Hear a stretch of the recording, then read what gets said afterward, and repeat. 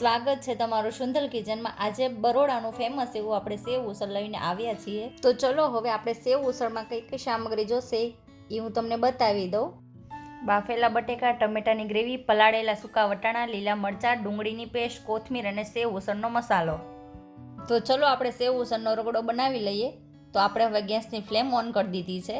ત્યાર પછી આપણે એક મોટું વાસણ લઈ લીધેલું છે।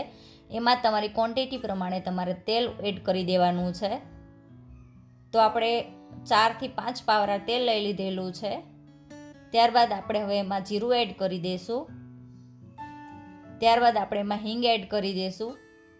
હવે આપણે એમાં સમારેલી ડુંગળી એડ કરી દઈશું અને એને બરાબર રીતે શેકી લેશું।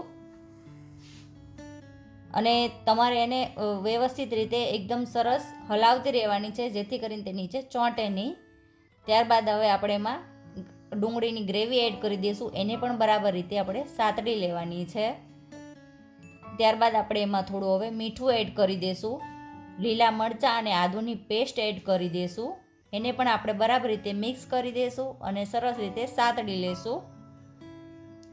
ત્યારબાદ હવે આપણે એમાં ટમેટાની ગ્રેવી એડ કરવાની છે, એને પણ આપણે બરાબર રીતે મિક્સ કરીને તેલમાં સાતડી લેશું અને એને પણ સરસ રીતે આપણે મિક્સ કરતું રહેવાનું છે। તમે જોઈ શકો છો આપણે વ્યવસ્થિત રીતે આપણે એને હલાવી દીધું છે। ત્યારબાદ હવે આપણે આ બાફેલા બટેકાને મેશ કરી દીધા હતા, હવે આપણે એને પણ બરાબર રીતે મિક્સ કરી દઈશું ને એકદમ સરસ રીતે મિક્સ કરવાના છે, જેથી કરીને તેના ગાંઠા રહે નહીં અને એકદમ સરસ રીતે તે મિક્સ થઈ જાય। હવે આપણે બટેકા સરસ રીતે મિક્સ થઈ ગયા છે। ત્યારબાદ આપણે એમાં લાલ મરચું પાવડર એડ કરી દઈશું 2 ચમચી। ત્યારબાદ હળદર એડ કરી દઈશું 1 ચમચી। ત્યારબાદ આપણે એમાં ધાણા જીરા પાવડર એડ કરી દઈશું 1 ચમચી। ત્યારબાદ આપણે હવે સેવ ઉસળનો મસાલો એડ કરી દઈશું। હવે આપણે એને બરાબર રીતે મિક્સ કરી દઈશું। આવી રીતે સરસ રીતે મિક્સ કરી દેવાનો છે મસાલો અને સરસ રીતે આપણે એને હલાવતું રહેવાનું છે। ત્યારબાદ આપણે એમાં પાણી એડ કરી દઈશું, કેમ કે આ સેવ ઉસળ થોડોક પતલો હોય છે, એટલા માટે આપણે એમાં પાણી એડ કરીને સરસ રીતે રગડાને એકદમ સરસ રીતે મિક્સ કરી દઈશું।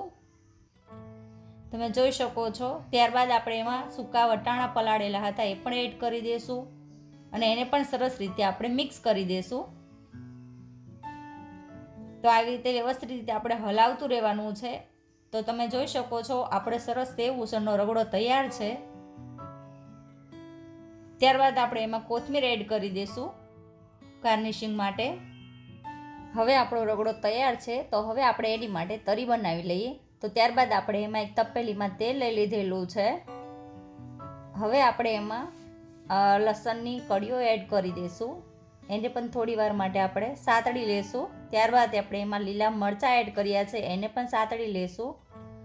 હવે આપણે એમાં સેવ ઉસળનો મસાલો થોડો એડ કરી દઈશું। ત્યારબાદ આપણે હવે એને બરાબર રીતે સાતરી લેવાનું છે। ત્યારબાદ હવે આપણે એમાં જે આપણે પેલો રગડો બનાવ્યો હતો એ પણ આપણે એમાં એડ કરવાનો છે। તમે જોઈ શકો છો આપણે રગડો એડ કરી દીધો છે। હવે આપણે એને બરાબર રીતે મિક્સ કરી દઈશું। તેમાં લાલ મરચું એડ કરી દઈશું થોડું। હવે ત્યારબાદ આપણે એને મિક્સ કરી દઈશું। તો તૈયાર છે આપણી સેવ ઉસળની તરી। હવે આપણે એક બાઉલમાં સેવ ઉસળનો રગડો લઈ લઈશું ગાર્નિશિંગ માટે। તો આપણે આખો બાઉલ ભરીને રગડો લઈ લીધેલો છે। ત્યારબાદ આપણે એમાં તરી બનાવી હતી એ એડ કરી દઈશું। આવી રીતે તમારે તમારા ટેસ્ટ પ્રમાણે અને જેટલું તીખું ખાતા હોય એ પ્રમાણે તમારે લઈ લેવાનું છે। ત્યારબાદ આપણે એમાં રતલામી સેવ એડ કરી દીધી છે। ત્યારબાદ આપણે ફ્રેશ ધાણા એડ કરી દીધા છે। હવે આપણે એક થાળી તૈયાર કરી દઈશું સેવ ઉસળ। તો હવે આપણે સેવ ઉસળ લઈ લીધેલું છે એક બાઉલમાં, ત્યારબાદ તરી એડ કરી છે, ત્યારબાદ આપણે પાઉં પણ એડ કર્યા છે અને હવે આપણે એમાં એક ડુંગળીનું પણ સ્લાડ એડ કરી દીધું છે। તો મિત્રો આપણે સેવ ઉસળની થાળી હવે તૈયાર થઈ ગઈ છે। તમને અમારી આ રેસીપી કેવી લાગી તો અમને કોમેન્ટ સેક્શનમાં જરૂરથી જણાવજો।